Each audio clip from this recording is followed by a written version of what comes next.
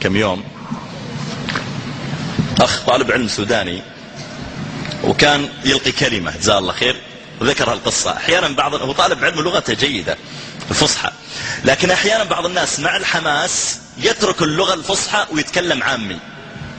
فذكر القصة فقال: وخرج النبي صلى الله عليه وسلم وقبلين لا يوصل إلى بدر وقف وقال للصحابة: أشيروا علي أيها الناس.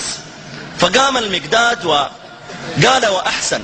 فقال له النبي صلى الله عليه وسلم كلمتين كده حلوة، بعدين جلس ثم قال: أشيروا علي أيها الناس. فقام أبو بكر وقال له كلمتين، ثم قام عمر وقال كلمتين، والنبي صلى الله عليه وسلم يقول: أشيروا علي أشيروا علي.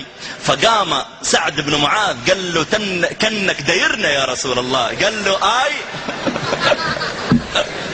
والله يا جماعة أني قاعد أضحك ضحك، يعني يا أخي جزاه الله خير الأخ من شدة الحماس قلب المسألة عامي. يقول: قام سعد بن معاذ قال له: كنك دايرنا يا رسول الله. قال له: آي.